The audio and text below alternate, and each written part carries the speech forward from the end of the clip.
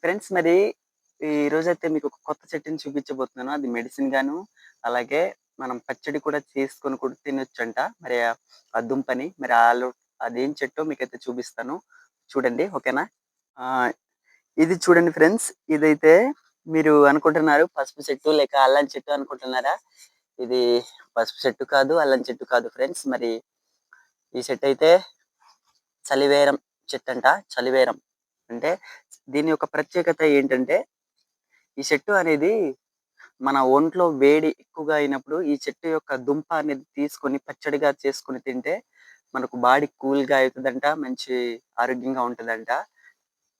మరి ఈ చెట్టు యొక్క ఆ దుంప అనేది మనకు నోటి పూతకు కూడా ఉపయోగపడుద్దంట మెడిసిన్‌గా.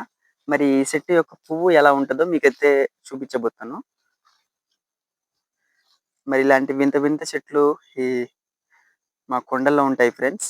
చూడండి పువ్వయితే ఇలా ఉంటది. మీకు పెద్ద పువ్వయితే చూపిస్తాను. ఇవన్నీ అయ్యే చెట్లు ఫ్రెండ్స్. ఇవి ప్రత్యేకంగా యేసుకున్నారంట మెడిసిన్‌కి ఉపయోగపడతాయని, అలాగే పచ్చడి చేసుకొని తినడానికని. ఇది చూడండి. ఇదిగోండి పువ్వు ఇలా ఉంటది. స్మెల్ కూడా చాలా బావుంది ఫ్రెండ్స్. ఇదైతే స్మెల్ కూడా చాలా చాలా బావుంది. ఇది చూసారు గదా! మీరెప్పుడైనా ఈ చెట్టుని చూసుంటే కింద కామెంట్ సెక్షన్‌లో కామెంట్ చేయండి ఫ్రెండ్స్. చూసారు గదా! ఇయన్నీ ఇలా ఉన్నాయి. మరొకసారి ఈ చెట్టు యొక్క దుంప ఎలాగుందో మనమైతే చూద్దాం. ఇదిగోండి ఫ్రెండ్స్ ఇదైతే ఇలా ఉంది. ఇది దుంప అంట. ఇది చూసారు గదా! ఇది ఎలా ఉందో. ఇంకా లోతుగా కూడా అదైతే మంచిగా ఉంటదని చెప్పారు. చాలా బావుంది. ఇదిగోండి చూసారు గదా! ఈ దుంపలు దుంపలుగా ఉన్నాయి.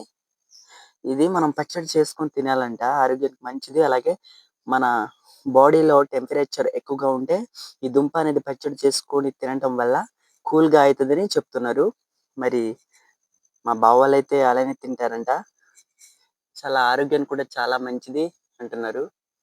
చూసారు గదా! ఇది ఎలానో కాదు అల్లం హ్మ్. సేమ్ టు సేమ్ అల్లం కొమ్మ ఎలా ఉంటది అలానే ఉంది. జింజర్ అలానే ఉంది. కానీ అల్లం కాదు. చాలా బావుంటది. మరి అల్లం పచ్చడి మనమైతే ఎలా చేసుకుంటామో అలానే చేసుకుంటే చాలా బావుంటదంట. మరి ఎప్పుడైనా ఆ పచ్చడి మీకు వీలుంటే చేసి చూపిస్తాను. మరి ఇలాంటి వీడియోస్ నా నుంచి చూడాలనుకుంటే నా ఛానెల్‌ని సబ్స్క్రైబ్ చేసుకోండి ఫ్రెండ్స్. మరి నా వీడియో మీకు ఎలా అనిపించిందో కింద కామెంట్ సెక్షన్‌లో కామెంట్ చేయండి.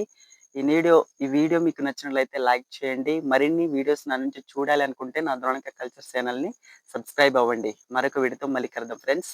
బాయ్.